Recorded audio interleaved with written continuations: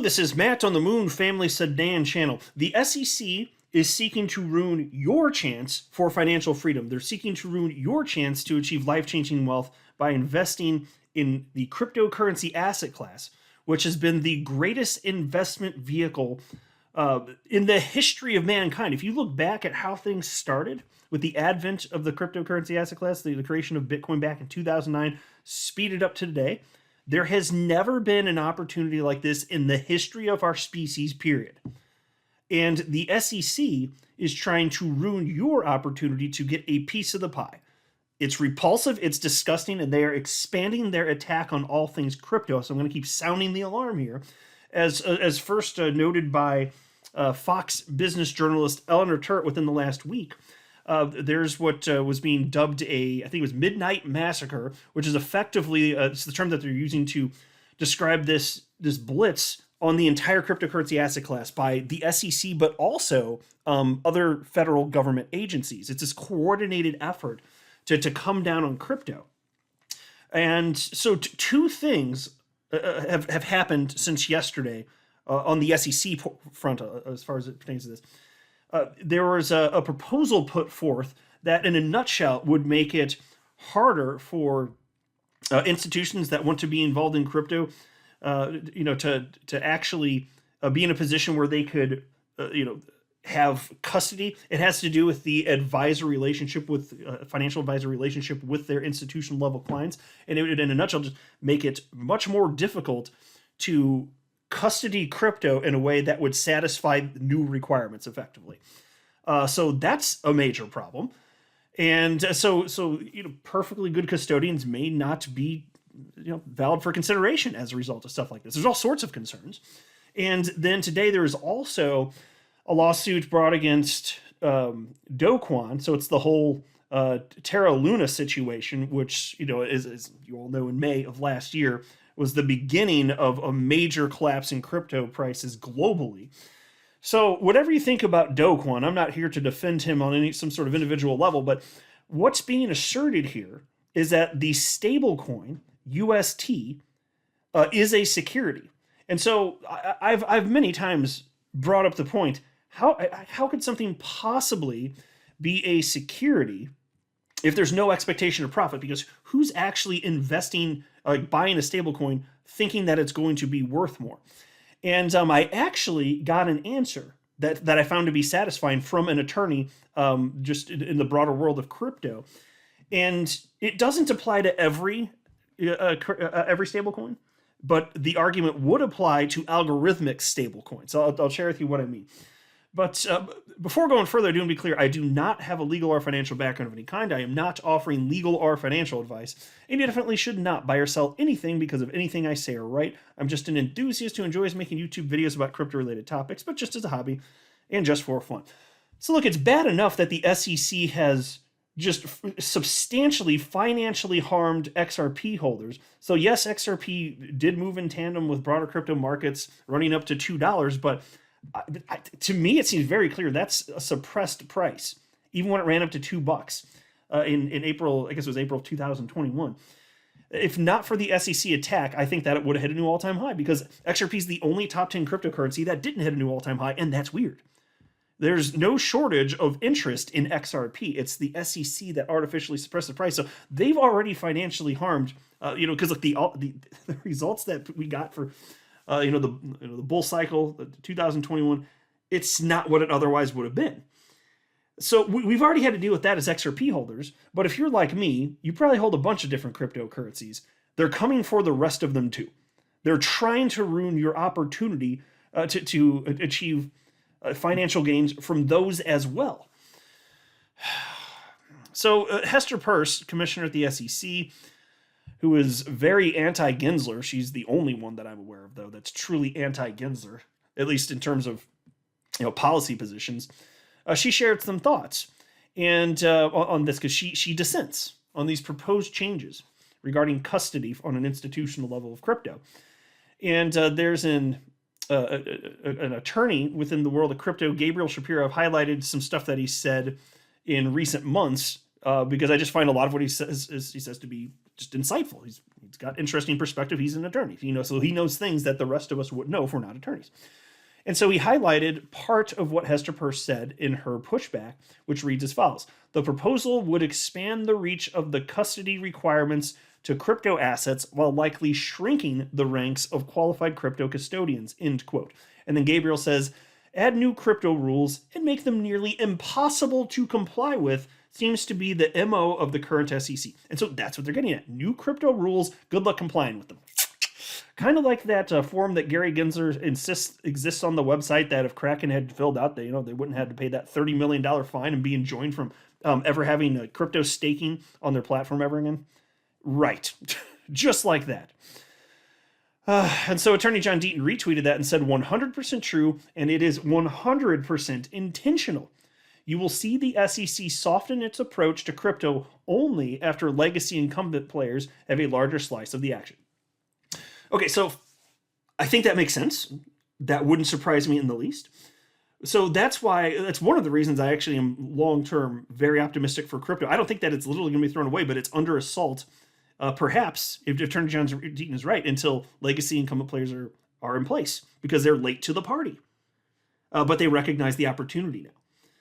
So that's why. So like, if that is the case, we're still going to get ours, and that's why for me, I'm going to hold no matter what happens.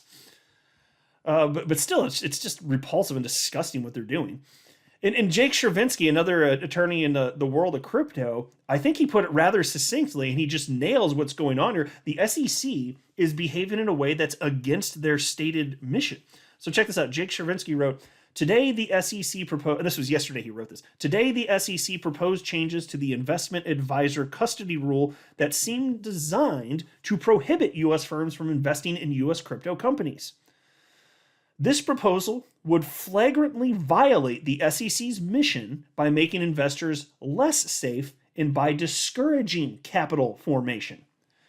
Commissioner Uyeda explains, and so this is another commissioner. It's Mark Uyeda, and he's been a commissioner at the SEC since this past summer, June 2022. And it was interesting in going through, I skimmed through his what he had to say on this proposal, and he had some critiques of it, and he still is in favor of it on the whole. And I'm like, okay, man. But here's a critique that he did have. So he did at least have some critiques. That part's good. So Commissioner Uyeda says, this approach to custody appears to mask a policy decision to block access to crypto as an asset class. It deviates from the Commission's long-standing position of neutrality on the merits of investments, end quote. Yeah, that's kind of problematic, but you're still in favor on the whole? I don't see it, but okay. And then Jake says, Commissioner Peirce writes sharply, as always, quote, the sweeping just about every crypto asset is a security statements also seem to be part of a broader strategy of wishing complete jurisdiction over crypto into existence, end quote. Yeah, government overreach, my friends, couldn't be more obvious. Chervinsky continues. At least the SEC decided to comply with the APA by issuing this proposal for public comment, rather than resorting to regulation by enforcement. The Blockchain Association looks forward to explaining why the proposal is bad policy and must be revised. One clarification as I read the proposal more closely, it wouldn't directly affect investments in crypto companies since it only targets digital assets, not company equity. That's small comfort, though, since it would cover many non-securities that the SEC shouldn't regulate. Folks, he's right. This is the SEC going beyond the powers granted to it by Congress. And here, the Financial Services GOP Twitter account asserts just that. So this is the official account. They shared what Hester Peirce had to say, linking to her statement, and they wrote, yesterday's SEC proposal on the custody rule for investment advisors raises several concerns, both on process and approach. Once again, Gary Gensler is attempting to unilaterally expand the SEC's authority beyond that granted to the Commission by Congress. Republicans believe safeguarding customer assets is critical.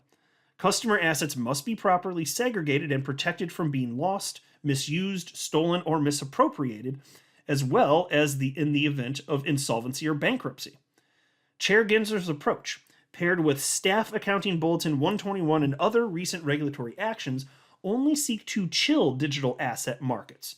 This is not the right approach and leaves us with more questions than solutions. The proposed amendments to expand the current custody rule to include all client assets, including all digital assets, should be debated and decided by Congress, not an expansive reading of the authorities granted in Dodd-Frank beyond congressional intent. At the very least, the SEC should demonstrate the extent to which digital assets are linked to registered investment advisors' clients before considering this proposal, as it appears intended to compel advisors to sever connections with the digital asset ecosystem. There you go, folks. It's an attack. It's plain to see. And then they say, we urge stakeholders to submit public comments on the proposed amendments to ensure the custody rule for investment advisors is modernized appropriately. Spot on. And then there was this tweet yesterday from Fox Business Journal's Charles Gasparino, and he wrote, breaking, crypto executives are being advised by security lawyers not to act on Gary Gensler's recent call to come in and talk to SEC about whether their operations are compliant. The reason, unless you're a Dem Party insider, like SBF getting on his radar makes you a target. And folks, we've known this is true for some time. If you come in and talk to the SEC, like it's basically, as Brad Garlinghouse put it, it's lead generation for the SEC. You come in and then like, oh, we can go after this. Hey, you're just giving us all this information that we don't even have to research. Thanks. It's lead generation for the SEC. So Attorney Deaton retweeted that and said, at this point, one could argue an attorney is committing malpractice if he/she advises a client to voluntarily provide the SEC with anything. You advise them to honor a notice not to destroy evidence and to comply with a lawful subpoena, unless you move to quash it, but that's it. Spot on indeed. So that's one thing that was for the SEC development from yesterday. And then today, just hours ago, news broke that the SEC is charging Terra and founder Do Kwon for fraud. So, of course, you know the Terra Luna collapse from May of, as I cited earlier in the video, from May of last year. That's what's being referenced here, which is what set off the financial insolvency of a bunch of other firms, including Three Arrows Capital, Voyager, so on and so forth. You know the deal. And so there's the Watcher Guru tweet reporting this. Just in, SEC charges Terra founder Do Kwon for fraud. And Attorney Hogan retweeted this to comical effect and said, in this vein, I'd like to formally issue a warning to Hawaii that the Japanese will bomb Pearl Harbor. Obviously a crack at the fact that this is totally reactive on the part of the SEC. As you saw, because think about it, SBF was right under Gary Gensler's nose, meeting in person. You couldn't sniff that one out, that there was a fraud Ponzi scheme there? You just want to sue Kim Kardashian? Okay, well, thanks for nothing. And here's what Gary Gensler had to say about this. This case demonstrates the lengths to which some crypto firms will go to avoid complying with the securities laws, but it also demonstrates the strength and commitment of the SEC's dedicated public servants. Is that what it does? Because your approach, dating, and this has been articulated for a couple years now, like basically everything that's in the world of crypto is a security. It's for Gary Gensler to control, and including stable coins. And so, on this point that I was talking about earlier in the video of how can a stable coin be a security? And I've been bringing it up consistently, and I still don't think it makes sense for the likes of like Tether or USDC. Expectation of profit. Who's buying that with the expectation of profit? The answer as it applies to this situation with Terra Luna, UST, I just came across this explanation from attorney Gabriel Shapiro right before recording this. So I haven't had enough time to thoughtfully consider this and let it sink in. So I'm going to keep my mind open. I'm basically just going to report on this, and maybe this is a good point. Maybe it's not. I haven't finished thinking through it, but either way, I always appreciate perspective from attorney Gabriel Shapiro. And so he was sharing some of the specifics here in this case with Do Kwon and Terra and all that. And so I wrote to him and I just said, how can a stablecoin pass the Howey test given there is no expectation of profit? No one buys a stablecoin hoping it will be worth more in the future. And then XRP community member Pompous Maxi wrote, wouldn't that put the United States dollar in that same category since we can invest it in anything and expect a profit? And then Gabriel Shapiro responded, no, you could actually, so this is where he's explained the difference, you could actually mint Luna with UST natively and vice versa. very different from just UST to buy something. So maybe it's the fact that the consideration, if I'm understanding him correctly, anyway, maybe I'm misunderstanding, but if I am understanding him correctly, I think part of the point that he was making there is that perhaps expectation of profit comes just from the fact that you can mint something that, like Luna, which does have an open market value. And so since it's intertwined in that particular way, that means that the algorithmic stablecoin is also a security. And again, I just came across this before hitting record on this video, so I need more time to think through that. I think that's what he's getting at anyway. So, but either way, even if so, that there's no way that I see no way there could be an expectation of profit for, like Tether or USDC. Say what you will about them, whether you like those stable coins or not. Expectation of profit? Not seeing it. I'd love to see the argument on that one and see how it applies to the Howey test, but that's where it's. So everything's under assault. The SEC is trying to take away your chance for financial freedom, and thankfully there are lots of parties pushing back. I'm not a financial advisor. You should not buy or sell anything because if anything I say are right, that would be a very, very, very bad idea. Until next time, to the Moon Family Sedan.